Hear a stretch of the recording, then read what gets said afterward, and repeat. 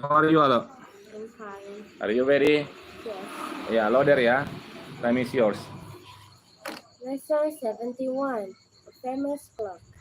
When you visit London, one of the first things you will see is Big Ben, the famous clock which can be heard all over the world on the BBC if the Houses of Parliament had not been burnt down in 1834.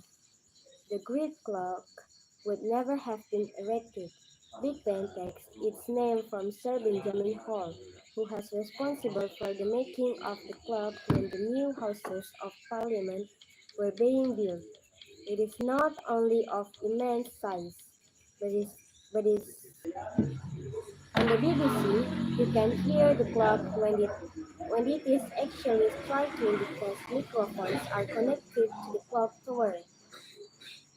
Big Ben has rarely gone wrong. Once, however, it failed to give the correct time. The painter who had been working on the tower who hung a pot of paint who hung a pot of paint on one of the hands and slowed it on. Lesson 72. A car called Bluebird. The great, the great racing driver, Sir Malcolm Campbell, was the first man to drive at over 300 miles per hour. He set up a new world record in September 1935 at Bonfield South Flats, Utah.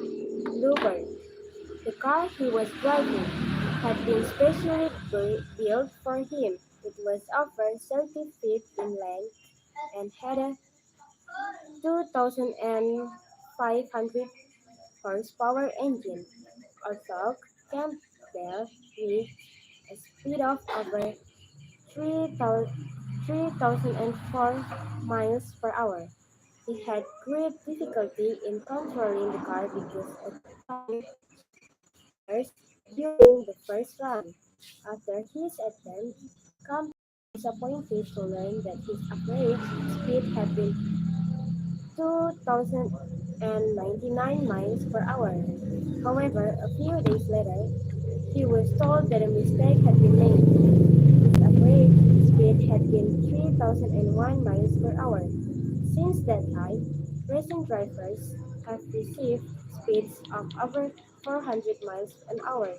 Following his father, following his father's steps, many years later, Sir Malcolm's son, Donald, also set up a world record.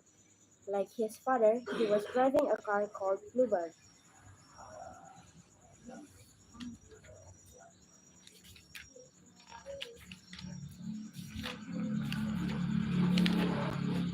Lesson Hmm. 73. Hmm. The Record Holder.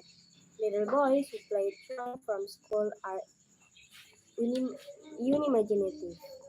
A quiet day's fishing, or 8 hours, or 8 hours in a cinema seeing the same film over and over again is usually as far as they get. They have all been put to shame by a boyhood. When playing truant, traveled 100 1,600 miles. He hitchhiked to Dover work evening and into a boat to find somewhere to sleep. When he woke up next morning, he discovered that the boat had, in the meantime, traveled to Calais. No one noticed that no one noticed the boy as he crept off. From there, he hitchhiked to Paris in a lorry. The driver gave him a few biscuits and a cup of coffee and let him just outside the city. The next car the boy stopped did not take him into the center of Paris as he hoped it would, but to Perpignan on the French-Spanish border. There he was picked up by a policeman and sent back to England by the local authorities. He has surely set up a record for the thousands of boys who dreamed of evading school. Lesson 74. Out of the limelight. an ancient bus stop by a dry riverbed, and a party of famous actors and actresses got off, dressed in dark glasses and old clothes. They had taken special precautions so that no one should recognize them. But as they soon discovered, disguise, disguises can sometimes be too perfect. This is a wonderful place for a picnic, said Gloria Gleam. It couldn't be better, Gloria. Kingsley Mills agreed. No, newspaperman, no film friends. Why don't we come more often? Meanwhile, two other actors, Rockwell Slinger and Mary Greaves, had carried two large food baskets to a shady spot under some trees. When they had all made themselves comfortable, a stranger appeared. He looked very angry. Now you get off, now you get off here, all of you, he shouted. I'm sheriff here. I'm sheriff here. Do you see that notice? It says no camping. In case you can't read. Look, Sheriff, said Rockwell. Don't be too hard on us. I'm Rockwell Slinger, and this is Marilyn Greaves. Ah, is it? Said the sheriff with a sneer. Well, I'm Bringsley Mears, and my other name is Gloria Green. Now you get off here fast. Lesson 75 SOS. When a light passenger plane flew off course some time ago, Okay. it crashed in the mountains and its pilot was killed. The only passengers, a young woman and her two baby daughters, were unhurt. It was the middle of winter. Snow lay thick on the gr- Snow lay thick on the ground. The woman knew that the nearest village was miles away. When it grew dark, she turned a suitcase into a bed and put the children inside it, covering them with all the clothes she could find. During the night, it got terribly cold.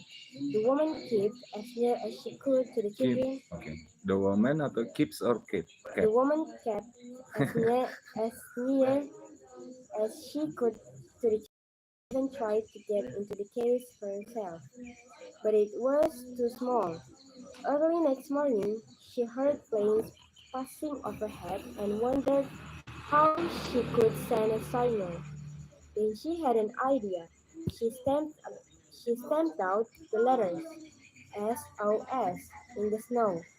Fortunately, a pilot saw the signal and sent a message by radio to the nearest town. It was not long before a helicopter arrived on the scene to rescue the survivors of the plane crash. Okay. Good. Thank you.